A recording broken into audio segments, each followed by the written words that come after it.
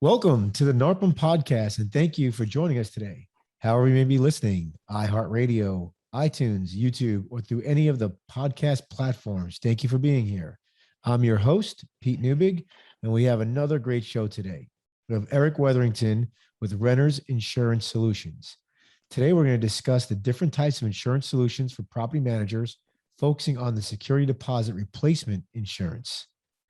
So Eric is an MPM RMP, is the Vice President of Strategic Initiatives for Pure Property Management and the founder and CEO of Renters Insurance Solutions. Eric has over 25 years of experience working in various aspects of the insurance industry and was the NARPM National President in 2019. And I was honored enough to serve under him as the regional vice president in 2019 while Eric was the president for NARPM. And Eric was the CEO of New Heights Property Management located in South Carolina. And one of the things about Eric is he has a heart of gold and he is a giver by nature. And I say this because Eric was one of the first few people I met when I joined NARPM. And like in the first phone conversation I had with him, I asked him if I could come over to his place in South Carolina, if I could fly out there from Houston, and if I could just see how he runs his business. And Eric is like, when do you want to come? And not only did I show up with my business partner, but he then had a whole day scheduled out, and he had every one of his people come and spend a little bit of time with us, which I thought was just amazing. That was back, Eric, I think that was in 2013 when I did that. I was just starting out.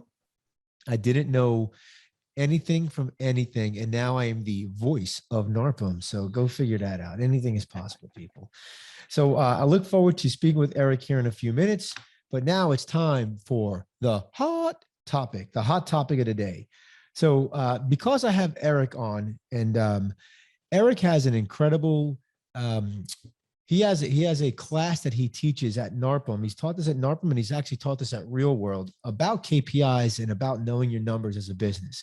So I thought it would be nice of me to get on my soapbox and talk about, when I talk to all these business owners, how it's amazing how many of them do not know their numbers. They don't know what numbers to track, and then the numbers that they should be tracking, they don't even know, they don't track them. And I'm like, how in the world can you run a profitable business if you do not know the numbers that you're supposed to be chasing and that you're making sure that you're hitting those numbers? So, when I ran Empire, the first year or two, I was just like that. I had no idea what I was doing. I wasn't looking at numbers, and amazing, we weren't making any money, right? Or we just weren't, we didn't have that North Star. We weren't going where we wanted to go. So I implore all of you, if you do not have a bunch of numbers that you're looking at, you should have your numbers for your business. So there should be about 3 to 7, what we call key performance indicators, KPIs. And then everyone in your organization should have a number. So you're like, okay, Pete, well, give me an example. All right, well, I'll just give you some numbers that Steve and I looked at Empire. Like, we looked at number of leads and the number of opportunities, which we had a distinct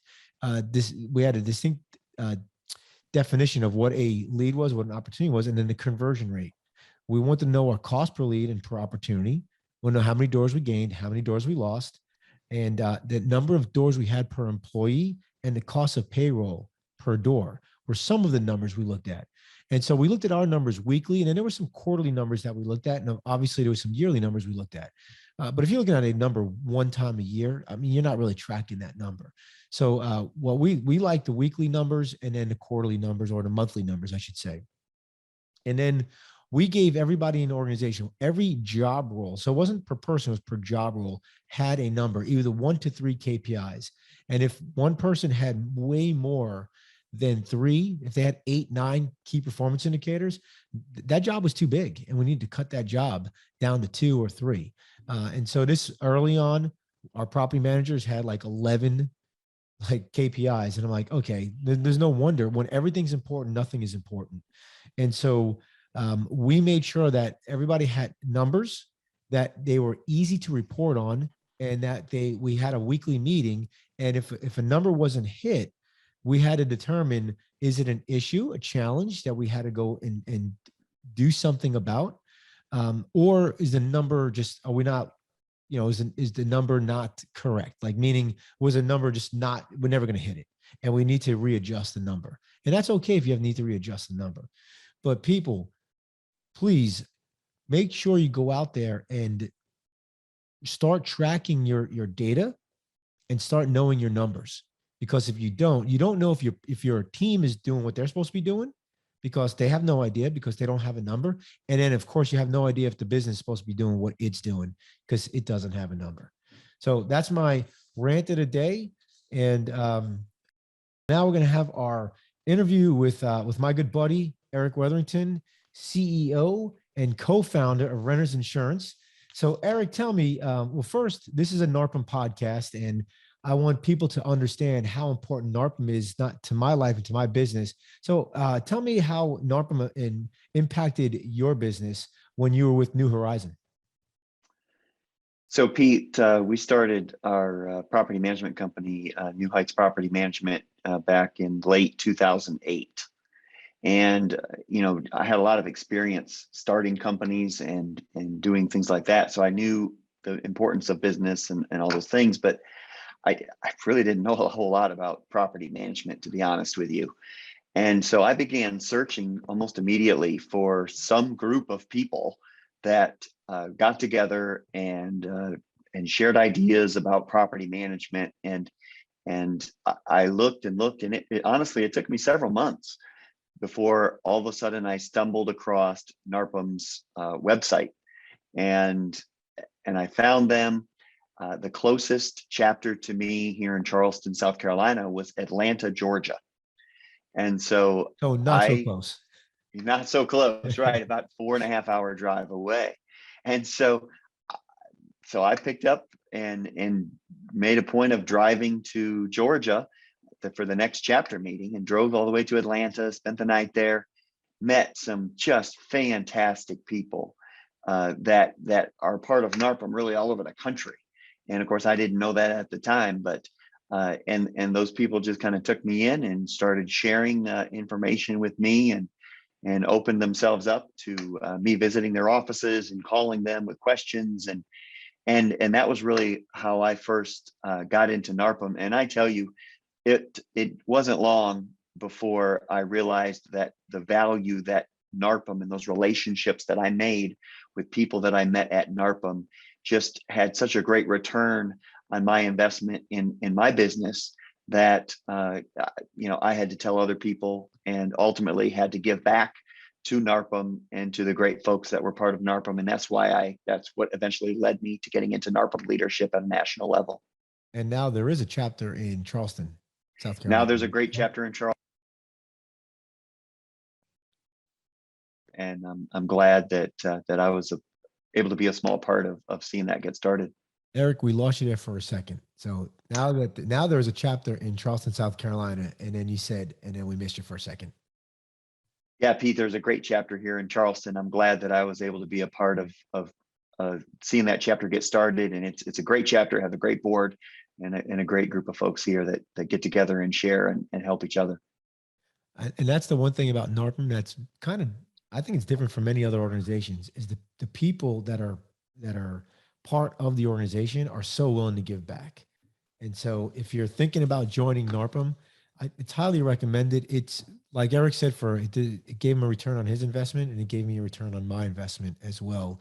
Without NARPM, I never grow empire. I don't know what the heck I'm doing. And I'm probably in I'm probably like sued and I'm probably out of business without NARPM.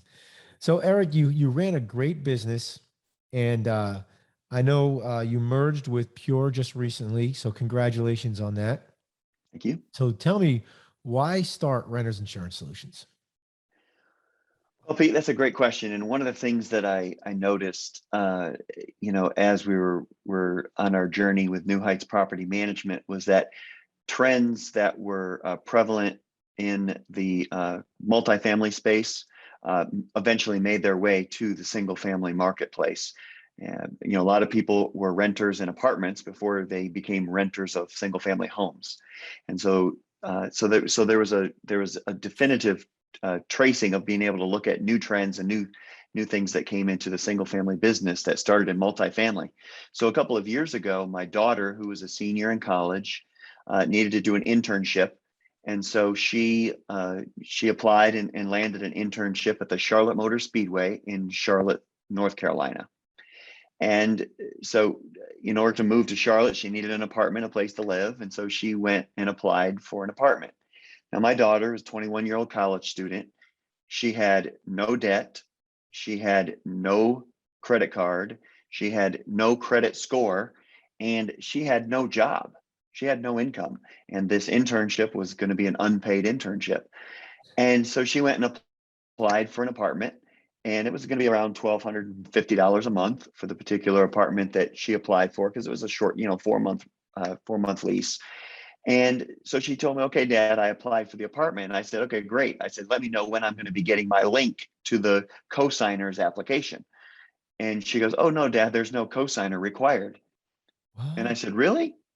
I said, well, then how much security deposit am I going to have to put down for this apartment?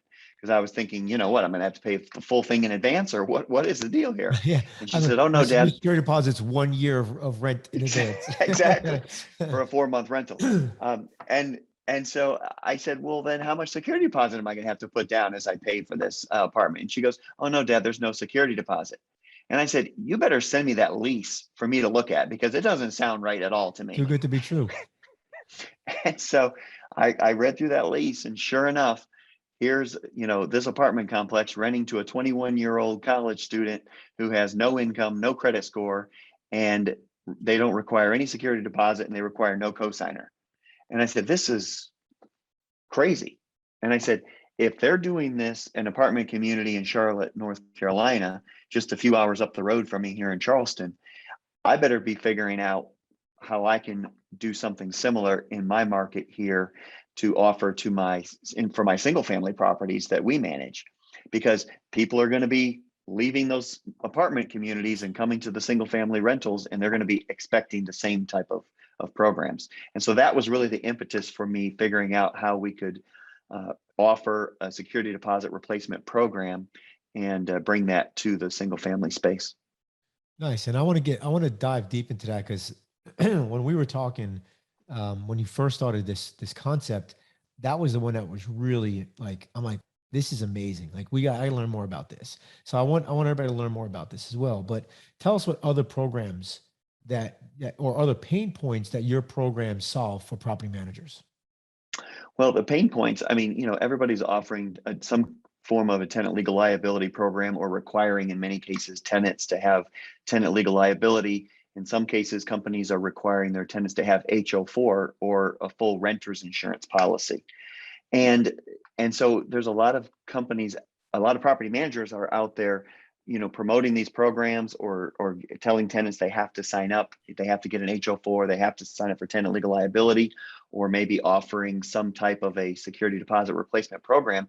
But those property managers aren't able to share or benefit in the profits from the premiums that are paid every month by those tenants. And that's because in most cases, property managers are not licensed insurance agents, and they don't, in the structure of the programs that they're offering are not structured in a way that allows the property manager to benefit. And so that was another key component. If I was going to do something, I wanted to offer the insurance products that the property managers were accustomed to requiring their tenants to be involved in, and also the new product like the security deposit replacement product, but also make these programs be able to be offered in a way that was compliant for the property manager to participate in the profits from those premiums.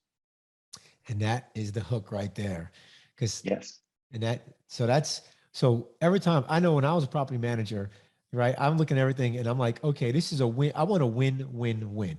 I want to win for the owner, right? I want to win for the resident, and I want to win for the property management company. If the owner gets a win, the resident gets a win, but all it does is cost me a bunch of time and energy and effort. And there's no, there's it either has to give me some money, has to make me money, or it has to make my life much easier, right? Right. It has to do one of those two. In this case, you're actually offering both. You're actually offering Correct. life a lot easier, and you're offering some a commission structure on the back end. That's correct, and it's really it's different than a commission structure. It's actually a a share of the profits. Profit sharing. So Okay, sorry. yeah, it's profit sharing. So it's a partnership. And so the property manager gets to participate in the profits of that partnership. So you look at the security deposit replacement. I mean, think about a tenant right now. You know, typically a tenant has to come up with, before they can even think about moving into a property, they have to come up with a first month's rent. Yep. They have to come up with a full month of security deposit. Some cases, a month and a half or 2 months rent for a security deposit. Yep. So now we're at 2 to 3 times the rent, as Right. you know, And then upfront. if you have a Then pet, there's a pet fee. Then there's there's utility hookup fees, and then there's also maybe a lease processing fee sometimes, right? Or an lease administration processing or fee. admin fee. There's other fees. And so tenants are having to come up with literally thousands of dollars before they can even move in and have a Right. place for their family to live. And so that's a strain on tenants. And we see nationally, the trend is right now, I think over a third of the states around the country have either passed legislation already, or there is legislation being considered or pending that would make it favorable for those states to offer some type of security deposit replacement program. So there certainly has been an awareness in many states and in some cities as well, in municipalities, that are saying this is too much. There's too much money that a tenant is having to come up with. And so we need to encourage landlords and property managers to offer different programs. So that's where the tenant wins, because in a security deposit replacement product, they don't have to come up with all of that security deposit up front. They can pay a small monthly insurance premium, and then the landlord is protected in the event that there's damage or unpaid rent at the end of that lease term. So let's talk a little bit about that in a second, but I do want to bring up, everything is going the way of no more upfront fees. Like, I always look at the technology industry. I can't buy QuickBooks anymore for whatever, $500 and then, have a yearly subscription. I can only buy it now for $29 or $48 a month. I remember when buying a car, they used to ask you, what can you afford? Everything is built based upon your monthly payments. And I think we're the last industry, or one of the last ones, that are having all this money come up front. And so more and more people are like, I want to pay a monthly fee. I don't want to pay an upfront fee. And what I have found when I did the math, that if you charge monthly fees, typically we make more money, because the upfront fee maybe only gets you for a year lease, but most people are staying in the lease 3 years, and you're missing out on some of that income. And for the resident, they're paying a lot less money up front. So your barrier to entry is less. So then you get to rent your places quicker, which when's the one time the owner fires you? Typically is when you can't get the place rented. Right. And so if you get these things rented quicker. So let's say I'm a property manager and I'm listening to this and I'm like, oh my goodness, this sounds great. Take me through the steps of how I would not just sign up, but how do I implement this moving forward? Do I do everybody? Do I just do so just kind of like, let's walk through those steps. Well, I mean, to implement the program, there's a couple of things you can do. Certainly you could start by offering it to all new residents, new tenants that are coming in, signing a new lease. We provide documentation, the lease addendum. We provide an explanation of benefits, of coverages for the program, because again, the property manager is not a licensed insurance agent, so they can't talk about those things. So we provide all the documentation. We work with the property. Do we have to offer a security deposit for a new resident coming in? Like, is it like, oh, you have to only take this program, or if they want to pay a security deposit, do they have the option to do that? Well, remember, you can't force someone to take an insurance product that you're offering. So you have to offer an option, yes. And so we certainly recommend offering the option of a full security deposit, whether that's 1 month's rent, 1.5 months rent, 2 months rent, whatever that would be, or there's an insurance product for a nominal monthly fee that can take the place of your traditional security deposit. Now, does their credit determine how much I'm going to pay for my premium, or how does that work? How does a property management company, know what they should charge? So we wanted to make this simple for the property manager. And again, Renters Insurance Solutions, I mean, myself, I conceived the idea. I brought in some partners, Greg Deering and Jeff Deering from GDAA Property Management down in Round Rock, Texas.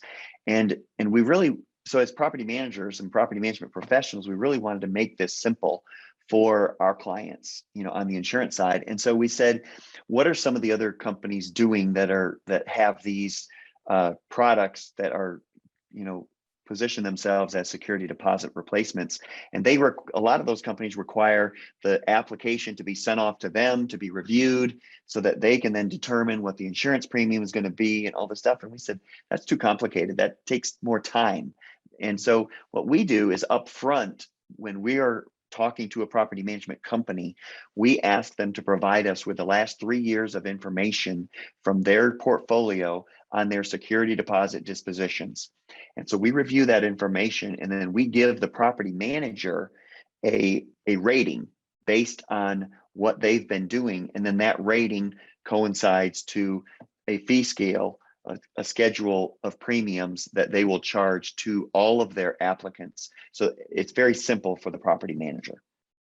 Great. So it does, if I have some A-class homes and some D-class homes, am I still charging the same premium across the board? Or do I have the flexibility as the property management company to change the premiums? Like, do you give me a range, or is it Yep, one option? absolutely. We give you some flexibility. We set what the minimum is for you, and we give you some flexibility or some guidance as to what you can do if you have a non-conforming tenant or a non-conforming application.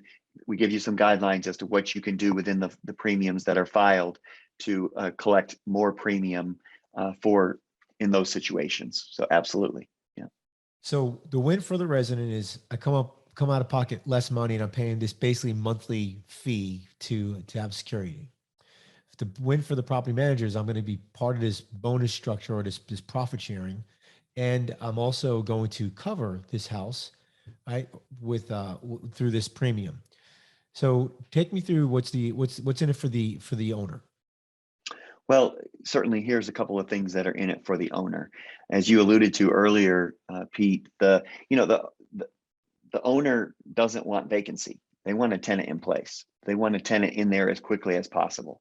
And so anything that we can do to reduce the burden on the tenant bringing in a lot of money up front, we have a better chance of renting that property faster. And so that's one definite benefit to the owner. Another benefit to the owner is on the backside of the scenario. In a case where a tenant leaves and there's unpaid rent or there's damages or things like that, and they've been paying their insurance premium all along, well, if that tenant doesn't immediately come out of pocket and pay the damages that they've incurred, then the property manager can immediately file a claim against the policy, and within 48 hours we'll have money in the property manager's hands that they can use to make repairs, make good on the obligations under that lease up to the coverage limits in the policy.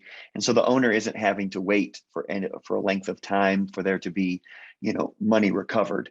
And so then that can help their property get ready faster, get turned around faster, so that they can move on to the next tenant. So there's another advantage there And potentially to the owner. less out of pocket for the owner. Right. 'Cause if we're chasing the money from the resident, the owner's got to cover those funds.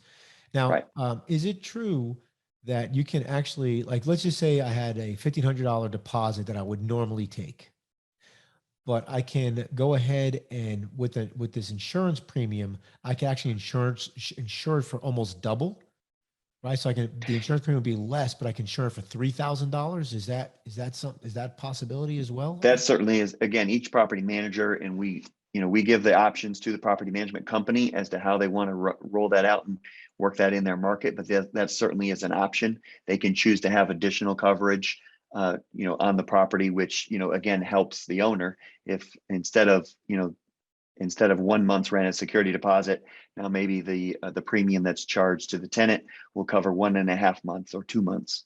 Right. So it's another way to market to your owners that we get 2 months rent, but we also get your place rented quicker because we're only charging this monthly premium. So that's now right. Take me through. So let's say the resident has been there a year, and now they're going to move out. So they've been paying their premium all year. So let's go before that. What happens if they stop paying the premium and they're only paying the monthly rent? Because I'm assuming that for most managers, we're going to have a separate line item in our books, right? So it's going to have rent at 1,500, let's just say, and then insurance premium at whatever, $30. I'm just throwing a number out there. Mhm. And then we're getting the monthly, are we getting a monthly invoice from Resident Insurance, your company, Resident Insurance Right, Services? And I'm paying that monthly invoice, right? Which correct. 99% of the time, no problem, because the residents are paying their full amount. Now, what happens if a resident does not pay their premium? Is the manager stuck with it, or do we just then terminate? Like, what's your recommendation on solving that challenge? Well, in that case, there would be a lease violation because there's an addendum to the lease that states that the resident has selecting this program in lieu of upfront security deposit and a low large sum of money. And so then there would be a lease violation. And so that should be handled by the property manager, just like any other lease violation, situation that would be handled. Right. And so they could, they can take the next month's rent, apply that to outstanding charges, which in this case would be the outstanding insurance premiums, because they want to make sure that that policy stays in effect, of course. And then any money that's left over is applied to rent last. I know that's how we do it at New Heights. Depending on how your lease reads, you need to follow, what your lease says or what your state laws are. But, so that would be the way to do that, or to, perhaps even, have to take the step to say, okay, if you're not paying the total charges that you're responsible for the tenant, then we need to take further action, which could be eviction. Right. Now, can we cancel that policy from them if they stop paying it, or would that be something that we don't Yeah, the you wouldn't manager want to or the cancel the owner? policy in the sense that because you don't have a security deposit on hand, and so if you Got cancel it. the policy, then you've got nothing. Right. So Right. Okay. and So and so you don't want to remove them from the protection under the policy that's there. got it. So, do you find that most of and I know we're talking about the 1%, guys, so I'm not trying to scare anybody from this, but Right. do you find that most people just charge the owner that premium if it's not being paid, so that the owner gets the coverage that they're supposed to get because this is going, obviously this will be going towards an eviction, right? At this point, what we're seeing is kind of more what I talked about, which is, applying any new monies that come in towards the most outstanding payments that are responsible and due. I haven't seen any cases yet where anybody's charging an owner. Yeah, because So, doesn't really happen very often. right. Okay, so now Pete the resident has been there a year. He's been paying his monthly premium, and now Pete the resident moves out, and everything is fine. There is no, there's maybe there's some cleaning that we need to charge back. Take me through that process. So what the property manager would do would be to go out there and see that there's some cleaning that needs. Maybe Pete didn't follow the move out instructions, and so there's going to be Damn, Pete, $150 man, he never charge follows for any cleaning. rules. Yeah, you said that, not me, Pete. And so, you know, and so then in that case, then what we would ask the property manager to do is send a demand letter to Pete that just says, hey, Pete, the terms of your lease say that you agree that you would follow the move out instructions. When you moved out, you didn't follow those instructions. And so you owe us $150. Yep.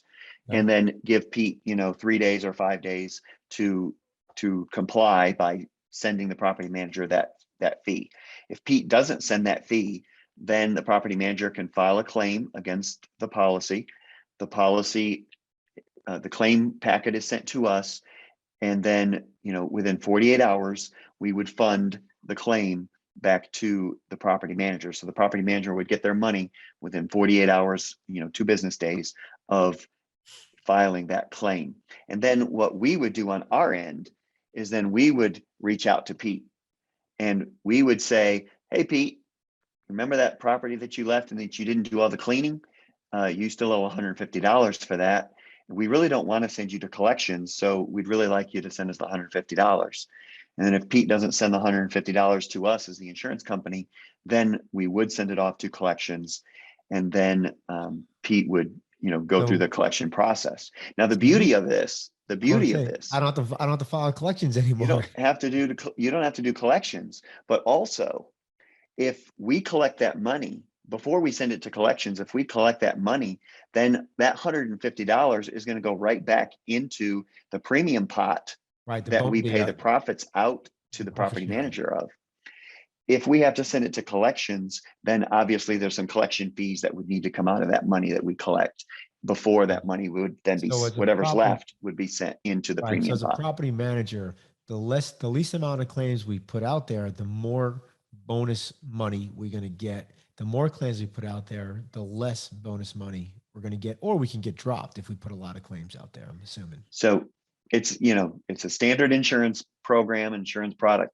You put a pot of money aside to pay claims. Right. The less claims you pay, the more money there is to distribute as profits at the end of the day. And understand too that, profit distributions, especially on security deposit products, it's going to take a little while to build up enough reserves to handle those claims that will come. And typically the claims really, they won't come until after year one, so Right. Yeah. So it's, what is it, like a 3 years before you have to put into it before you start getting any money out? Is that about 2 years? 2 years? 2 years typically. Yep. Typically it's 2 years before we would start seeing distributions on the security deposit product. That's correct. So, all right. So now Pete leaves and the house is a mess. It's not $150. It's like $3,000. It's just the same, basically it's the same concept. I put a claim in. How You does put that the work? claim in, and then the policy would pay out up to the limit of the policy. So we would Okay. look and see what coverage you elected, or what coverage you were charging Pete for, whatever the cap of the insurance coverage was. That's how much the claim would be for. The insurance company would take care of that claim, and they would take care of pursuing Pete for getting that money back. And then if there was more money that was still owed by Pete, then the property manager would have to decide if they were going to pursue Pete for that For the amount that was over and above what the insurance coverage was for. So this solves one thing it solves for the project manager is like it reduces the number of collections that I gotta go handle. Right? Absolutely. And the other thing, I'm feeling like this solves the security deposit dispute that seems to be just a bugger of a burden for all of us property managers. And so with this solution, I have less security deposit disputes. I'm assuming, yeah. Yeah, you should have less security deposit disputes. And we'll see how that works over a longer period of time as we work through the program and more folks get on the program. But also the other thing that it helps with the property manager, Pete, is since I'm not holding a security deposit that I have to have a security deposit disposition done within 14 days or 20 days or 30 days, depending on what the state law is. I have an insurance product, so I really don't have to worry as much about those days because I'm not returning. Isn't Georgia like 3 days or something crazy? Like I know Texas it's is 14, 30 days. but yeah, I know we're 30 there's days some in of them that South are like Carolina 3 or too. 5 days or something. Yeah. So yeah, Right. So you're eliminating that right. constraint because you're not holding their money and giving them back their money. So that's very so beneficial. now if I wanted to, so let's say I'm a property manager and I sign up with you guys and I love this product and I'm getting it out there to my, to my new people first. And I'm like, man, this is working great. I want to get this to my existing folks. Is that legal? Can we do that? Can we ask them if they want to move over to this product? And I'm guessing during a lease renewal is when we ask. Yeah, I would say, I mean, is it legal? I mean, there's no reason that it's not legal that I'm aware of. Check your state laws, of course. I'm not in every state, so can't speak to every state law, but, certainly, we can, there's no reason that we understand from the state insurance commissioners that it's not legal. And then the other thing I would say is, make sure you notify your owners. Make sure you tell your owners what you're going to do, because your owners are under the impression that you're holding that security deposit right now. So Right. if you're going to offer to give the security deposit back to the tenant in lieu of them signing up for the insurance product, then you might want to make sure your owners are aware of that. And then the last thing I would say is you probably want to do a visual evaluation of the property to make sure that the property is in good condition. Because again, remember, if you Put a claim in, somebody's trashed the property and you haven't gone out there and seen it, and you give them their security deposit back, and now they start paying a premium for security deposit replacement, and then they leave, guess what? There's a big claim, and that claim comes out of your premium pot. So you're really hurting yourself if you don't get out there and do a visual evaluation of the property to make sure that it's in good condition before you offer to return that security deposit. Think about how powerful this could be. Let's just say it's November, and Yep. I start going to all my residents saying, "Hey, Phyllis, I see that you have $1,500 here in a security deposit. Would you like that $1,500 back and have this $40 or $30 or whatever it is a month fee instead?" And Phil's gonna be like, "Well, heck yeah, I'm gonna want that," you know. So I think it's pretty powerful to get people to transfer over. And is that how it would go? Would it be like, "Hey, I'm going to give you back your 1,500 if you sign Right. this addendum, Here's a this lease lease addendum?" addendum, right? Here's a lease addendum. If you want to opt in for this program, here's what it would cost you each month. And if you do that, then we would return your security deposit to you. Correct. Yep. That's exactly how it would go. And, during these difficult times with COVID and with, people out of jobs and different things. And you mentioned, November, December, January timeframe, too, certainly would be another great Yeah, time frame after credit card to bill reach comes out. in. Yep. Yep, exactly. And then and offer it. I think it's definitely something that would bring value to your tenants. Now, if I wanted to sign up just for this product with you guys, can I do that, or do I need to sign up for all your products, or how does that work? No, we have the three different products right now that a property manager can select from, and they can choose one or multiple of the products depending on what their needs are in their company and in their market area. And just refresh my memory. So you got the security deposit product, you have the tenant liability product, and what's Tenant the legal third one? liability, right? What's the And third then one? the third one is the HO4, or the full blown renters insurance coverage. Renters insurance. Okay, yeah, Yep. that was one thing early on that I was getting pressured to have the tenant liability insurance. I think I was with Propertyware at the time, and they were trying to sell it through their Okay. tenant portal, and I'm like, "Well, what about contents?"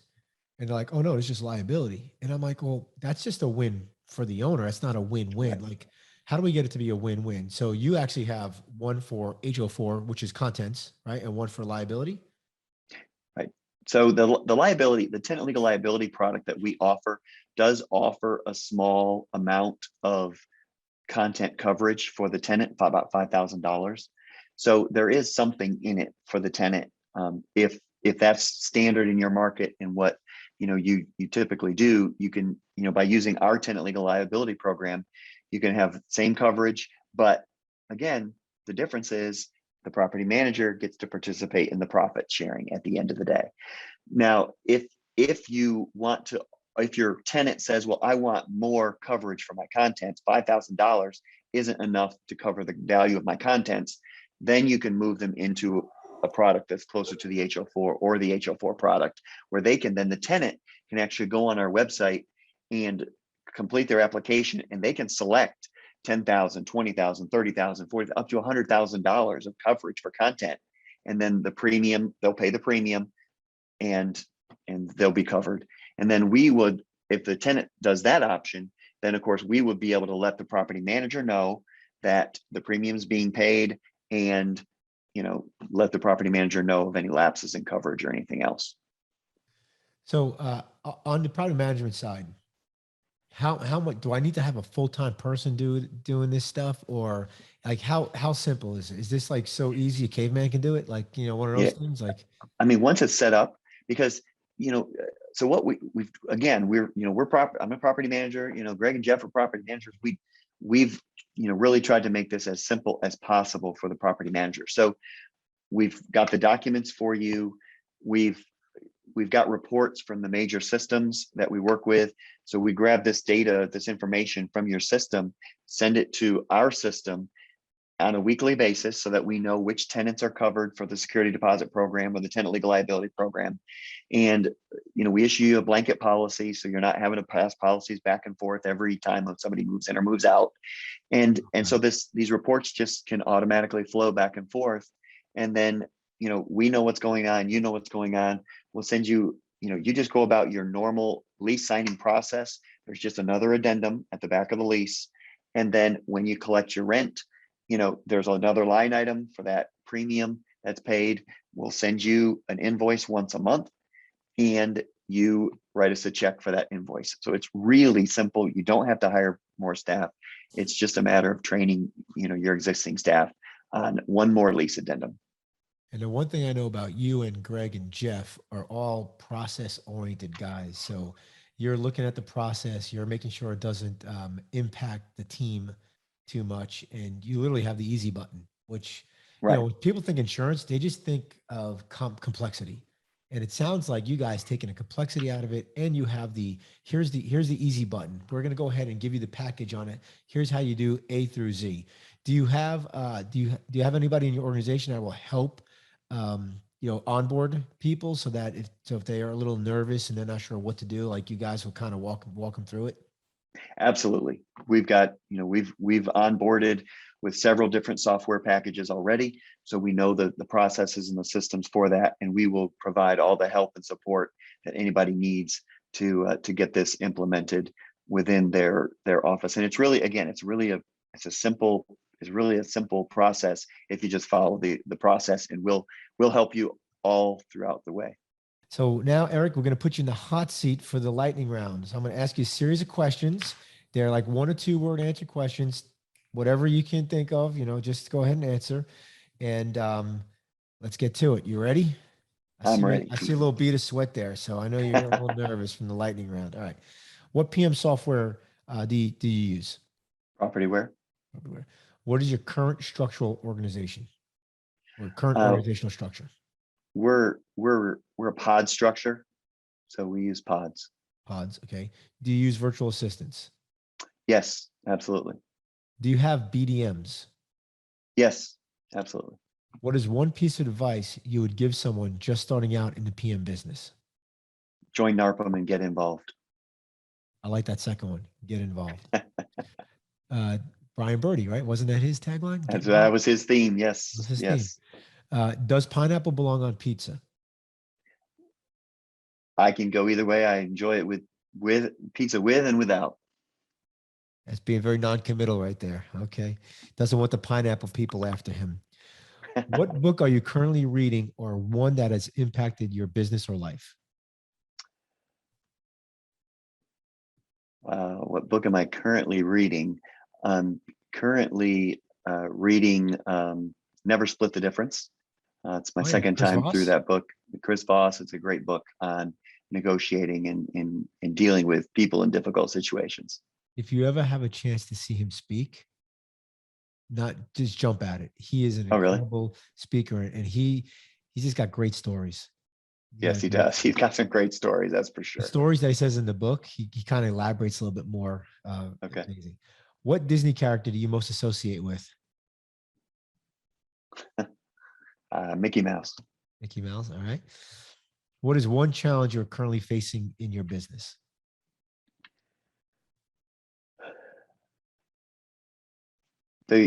Everybody wants to sell. All right. Yeah. Losing doors to sales. Prefer cats or dogs? Dogs. That's it. That's the end of the lightning round. You survived it. It wasn't that great. No. So Eric, if somebody's interested in getting in contact with you, do you have a website, or how do they get in contact, and how do they learn more information about the resident insurance program?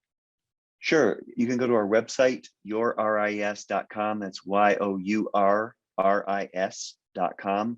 Or our phone number is 512-384-1724. And we'd be happy to we're going to have a booth at the NARPM convention in Kansas City. So that'll be fun to see the NARPM folks there. And this podcast may come out after that, but that's okay. What about, certainly go to our website. Email? Do they have an email that they can reach out to, info at or something like that?